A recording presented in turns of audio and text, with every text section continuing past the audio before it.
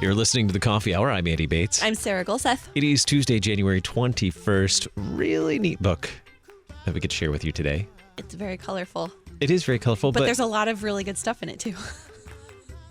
Stuff. A lot of good stuff. And the people to help us understand that stuff are the people who did the research on it. Our friends right down the hall at LCMS Office of National Mission Youth Ministry. We're going to chat with them today about a new book called Relationships Count. A very interesting research, but also very practical helps as well. So we'll dig into that here in just a moment. Thanks to Concordia University, Wisconsin for supporting the Coffee Hour. Find out more about Concordia University, Wisconsin at cuw.edu. Live uncommon. So in the studio, this is kind of their studio actually now. It's the podcast studio. It's the podcast studio. We're recording with our friends Julianna Shults, DCE and Program Manager for Youth Ministry in the LCMS Office of National Mission. Hey, Julianna. Hi. It was like the wrong music. So I was like, wait, what are we doing? Where are we at? And the Reverend Mark Kiessling, Director of Youth Ministry, LCMS Office of National Mission. Good morning, Mark. Good morning. Great to be here. It is. When I say this is kind of their studio, this is the studio where End Goals podcast is recorded, and that's why you're all confused because it's the wrong music, because it's the Coffee Hour music. Lead-in music. What are we talking about? You guys are in the wrong chairs, too. I know. It's all backwards. That's true. I should have given you the board to run today. Ooh, Coffee Hour takeover. Let's do it. It's like a mashup. Yeah. Isn't that what the kids are calling it today? The kids. Yes, it is a mashup. We have other mashups on KFUO. Absolutely. It's where End Goals meets Coffee Hour. What would you call that? Like End Goals coffee? The end of coffee? My coffee is the end goal. That is actually true. That is a good point. So, beautiful resource.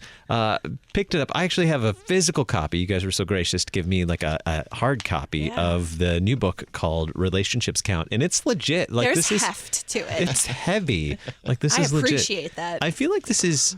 I mean, in some sense, it's the weight of an academic piece here. And you're like, all the research we did? Yes. No?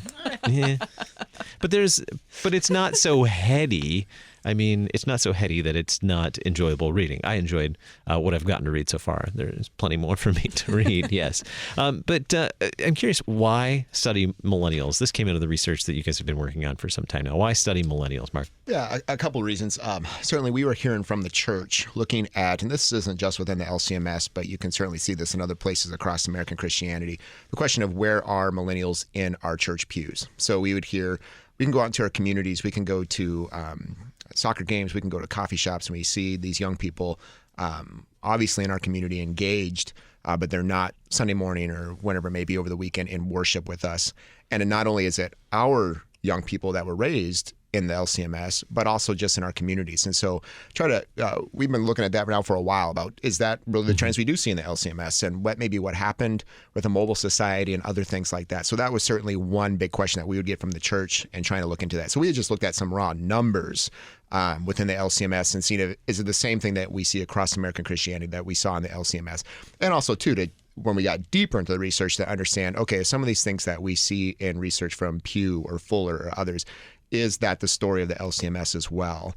So we could kind of look at that, compare, see where there were contrasts, but also a lot of similarities too.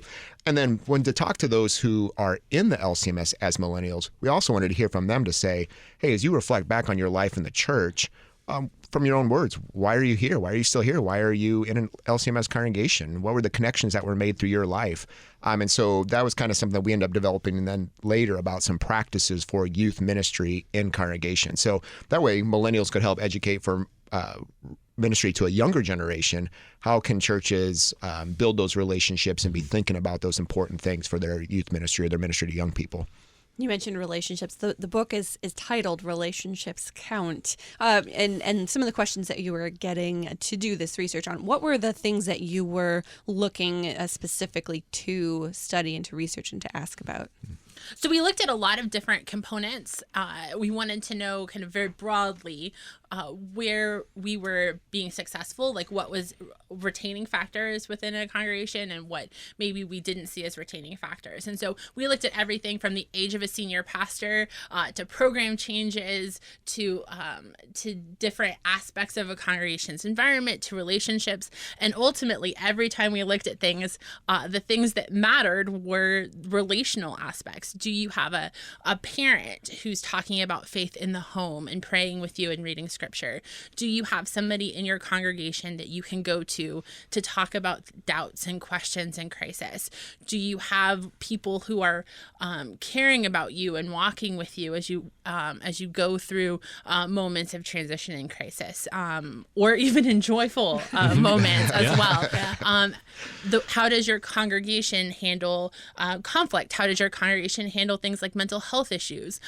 So every time we thought, okay, well, it's probably maybe a program thing here, and we're like, no, it's a relationship thing.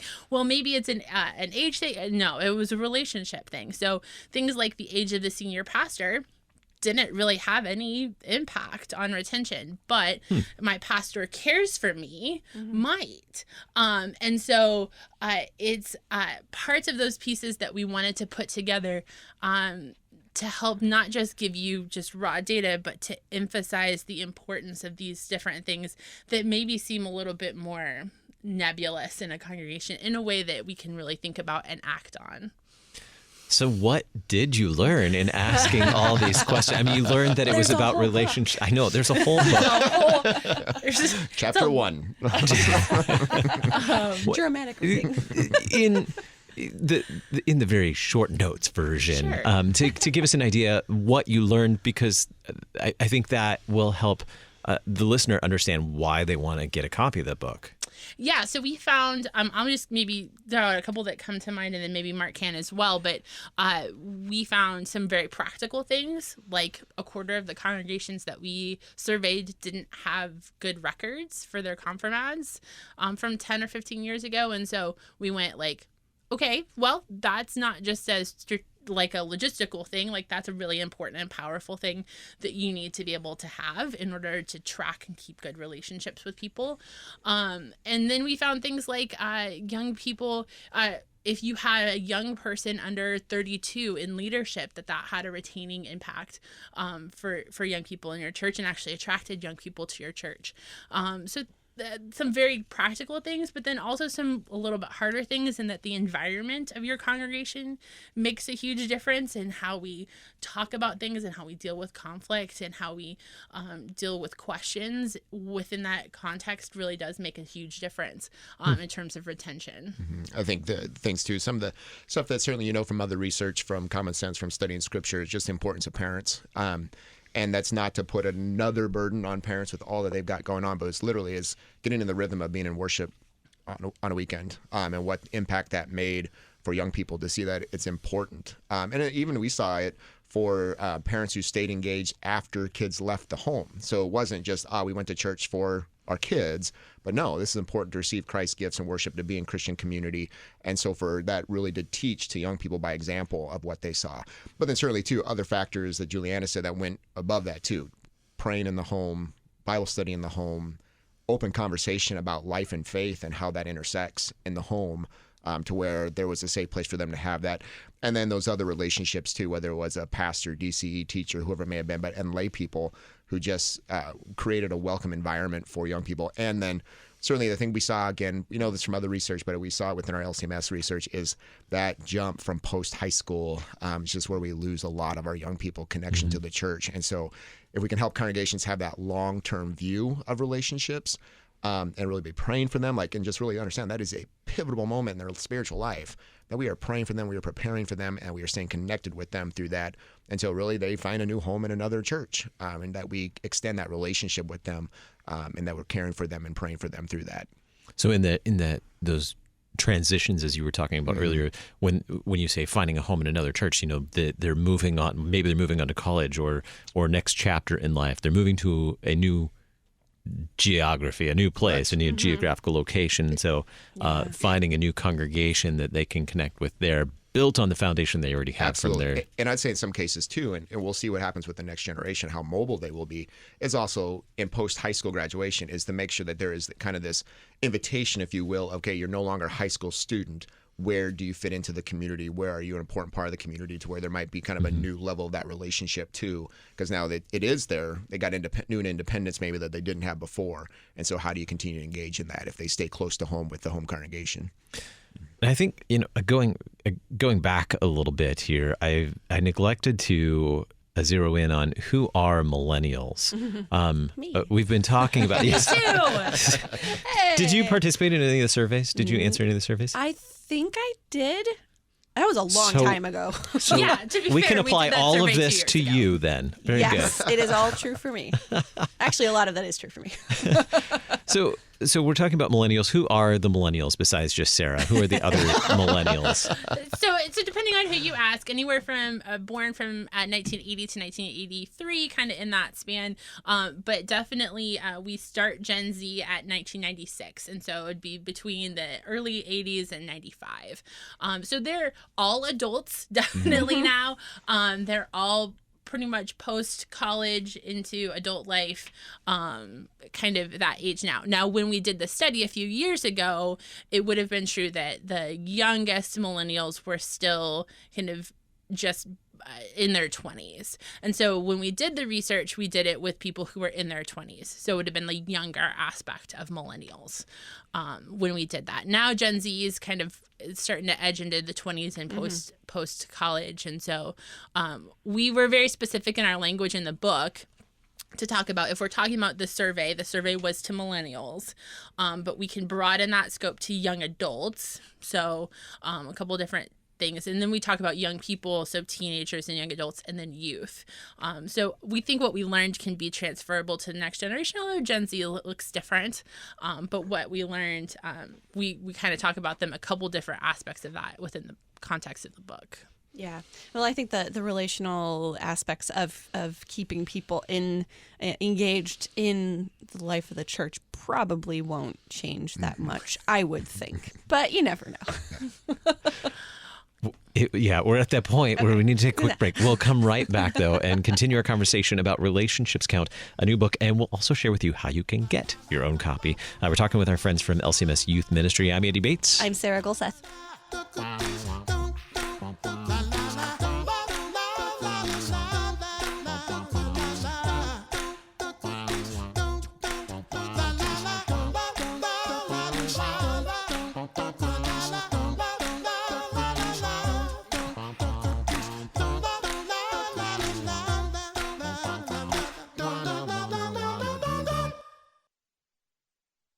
You're a miracle. You know that, right? A living, breathing, one-of-a-kind miracle. You were created to stand apart, to share your gifts in the service of others, to make an uncommon impact in a common world. And at Concordia University, it's our mission to help you do that, to live uncommon. To learn more about Concordia, go to cuw.edu.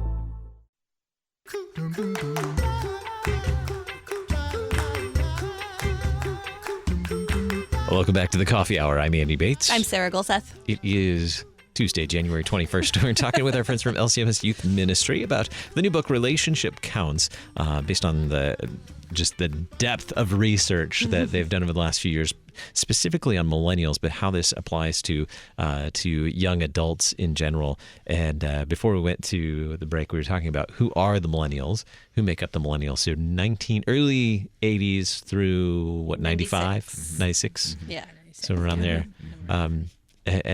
But what we've learned from this are things that certainly are applicable to young adults when it comes to engagement and the church. So how then does this research help a concerned pastor, a concerned parent, a youth leader, church worker? How does this help them? I'm sure both of you have responses to this. Who wants to go at it first? Mark? So you kind of line up some of these in the book. Is certainly some are to just raise the awareness of what great factors we see in our congregations that are connecting young people to the church.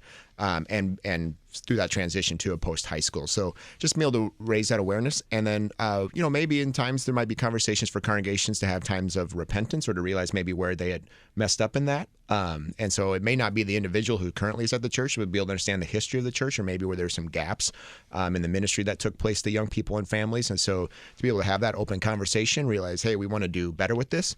And so maybe having a step to go forward.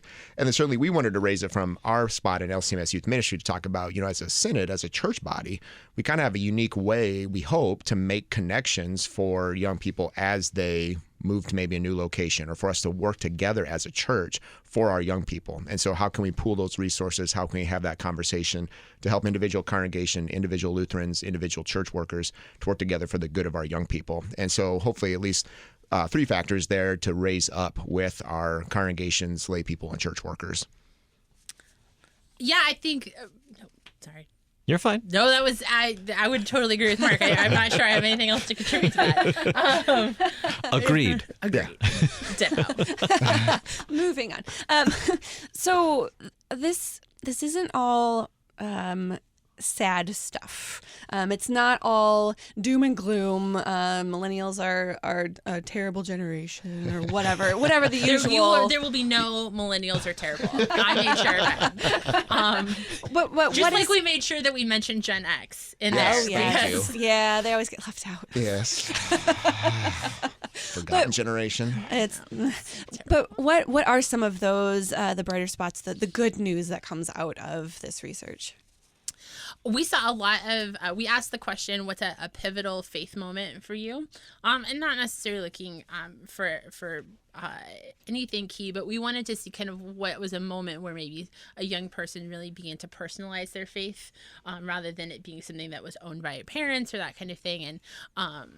And we had a lot of sad stories, but we also had a lot of young people who really said, I didn't really have one. I was baptized as an infant. I've been faithful in the church. That's, the church has done its work, and God has done its work, and my confirmation, or certainly there were moments that I could point to where God was particularly active. But it was nice to see the number of young people who pointed to baptism, to confirmation, to the places that we would expect to see God active and living in their lives. And so that was encouraging to see, and to see how, when we do this, the things that God has committed us, how that works actively to retain young people in the church.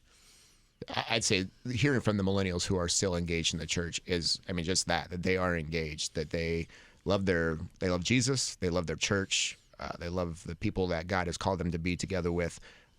They love our teaching of Scripture. They love our worship together as a community, and they are so desiring to serve their neighbor and to share the gospel every day of the week with their friends, with those who don't know Jesus. And so that's just exciting to see them equipped and excited to share their faith with others. I would also say, when we started this research, we had a whole plan for how we were going to engage young people into taking the survey, and had an iPad that we were going to give away, and it was going to be all of these different pieces that we were going to try and recruit young people to take this survey. And I thought, best case scenario, we'll get 500 responses, and we had 500 within the first 12 hours. We ended up with over 2,000 respondents to the young adult survey, which blew our minds. But what it tells us is that young people care. They want to be heard, but they want their church to hear them, but they're willing to take 20 minutes, 30 minutes out of their lives to make sure the church knows what's working and what's not, and they care about the church being successful, and people hearing the gospel. Even if they didn't agree with us, even if they moved on to another church body, they spent a lot of time really deliberately telling us about their experience in the church, which was incredibly powerful. How do you envision Relationships Count, the new book, being utilized by pastors or parents or congregations? How do you envision it being used? I'd say one of the questions too you asked about, how congregations and church workers might take this data, is we hope it certainly opens up that dialogue about prayer too, that we're praying for our young people. And so that to raise raise up those issues and for maybe do kind of an inventory of everything. Like Julianna said, are we keeping good records to where we're able to stay in contact with our young people and their families? To where are we raising up young people and understanding the transitions they're going through? I think in our information age that we're providing filters and ways that they have places to ask questions in a really complicated, fast-changing environment, and that we're thinking our Christian education through those filters, and that we're giving those opportunities and providing safe people for them to connect with, and parents too, equipping them. I think is at least one conversation piece that will come out of the data. One of the most fabulous things about this book is that CPH was incredibly gracious and was able to do this in a way that makes it free. CPH has been an incredible partner in the design of the book and in the layout of the book and the editing, but also in making it available. And we designed each of those chapters to be not particularly long and to have discussion questions at the end. And so we really attempted to make the book very, it's not super academic. We tell silly stories sometimes.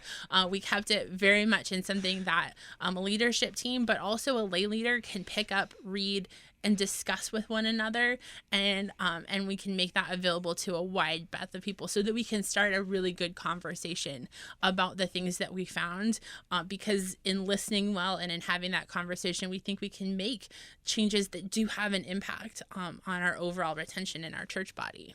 And you say silly stories, but they're stories with a point. They're not just not stories to be silly. I enjoyed particularly learning about how you like to roam when you were shopping as a kid with your parents. Yes. So if you want to learn how Julianna used to run off in the store.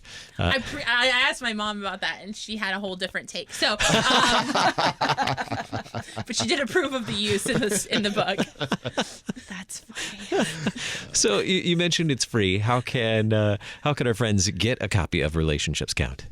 Absolutely. Again, thanks for partnership with Concordia Publishing House. If you go to their website, cph.org, if you search for relationship counts, there are two options. You can download an e-version of it, so that can come directly to you. I think it's both in iBooks as well as Amazon available.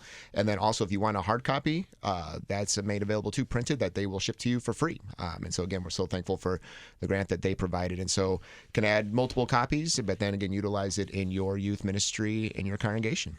Yeah, with the discussion questions that you were talking about at the end of each chapter, I really saw that as maybe thought-provoking. Maybe this is something that a group of leaders, maybe it's elders, or maybe it's a group of lay leaders, maybe it's a group of parents who read this and discuss it to have some thought-provoking conversations about what are we doing as parents for this next generation? Yeah, for the millennials, it's beyond that point. But for the parents of the next generation, learning from this previous generation, what does this mean for us as parents? But it really could be applicable, I think, to a number of people in a congregation. That's what we were hoping for, is that it could be a congregation-wide conversation that's taking place, and how are we ministering to young people.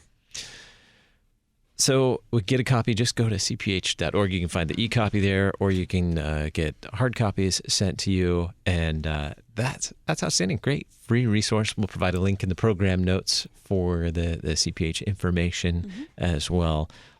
We have a little bit of time left. Do you want to share with us about this really fun and helpful podcast that kind of falls in line? It's a resource, kind of like Relationships Count. You want to share a little bit about this really cool podcast that I heard about called End Goals? So one of the things that we did. Hang on. Hey. There it is. That's the now jam. We're getting in the mood. Yeah, we have a bit more jammy music when we do this. We do a little dancing. You can't see that part, but it's good for everyone. One of the great things we did is we did this research. The book is now just coming out, but we've been thinking about this research since we started, been digesting it. We've been comparing it to other research. We've been looking at scripture and our confessions and looking to people who are out and doing youth ministry. And so we took this and we really have been thinking about what are practices of healthy youth ministry overall based on what we know. And this was a big part of how we kind of came to those pieces of healthy youth ministry. And so now we've got the podcast, which we talk about different aspects of healthy youth ministry. We're interviewing people who've written resources that are available for free on our resource site to help lay leaders kind of think through how they might use that resource, and then areas of youth ministry that are attached to that. So we're hoping that it becomes kind of this regular piece. We're targeting lay leaders, but it could be really anybody doing youth ministry or any pastor or church worker. We keep them really short. They're about the length of the coffee hour, so that you can kind of think through how I might be looking to engage in healthy youth ministry. And we try and keep it fun, but try and pack a lot into that 20 to 30 minutes. And we've had some great interviews with fantastic practitioners all across the country who have engaged with our people at maybe national youth gatherings or other events, but primarily have provided these resources that are really great. So you'll be looking for more of that, and we'll be covering different topics. We'll be talking about the book in more detail on the podcast. We're going to be doing some stuff in preparation for churches that are thinking about joining the National Youth Gathering, but just really in any kind of capacity. We're hoping that that's helpful for folks. And speaking of National Youth Gathering, there are also podcasts from the National Youth Gathering as well. Yes, there are. That podcast is almost complete with all of the How sessions. many? A lot. It's like 100? 90 some, yeah. Almost 100. Yeah. Some sessions from the National Youth Gathering were recorded, and so now available on podcasts. You can find those at kfuo.org, and they're in Spotify. And Spotify, Awesome. Thank you so much for your work on that. You're welcome. Sarah and Meredith have been working diligently on that. Meredith did a lot of that work. Getting all of that shared. So you want to hear some of the speakers from the 2019 Youth Gathering, you can check out that. You can listen to all 90 plus You can. presentations from that. So really want to. when you're at the gathering, there's so much happening. There's so many, and one of the sad things is like Mark doesn't either get to hear really anybody else talk. So it's been really fun to be able to go back and listen to all of these things people have been talking about, young people have been talking about, and it's just continuing on. And those resources get to live on, which is a great thing. Yeah. Absolutely. Well, thank you so much. Thanks, Mark. Thanks, Julianna, for being here on the Coffee Hour today. It's been great talking with you, and really excited to share Relationships Count with our listeners today. Yeah, thanks for having us. I'm Andy Bates. I'm Sarah Golseth.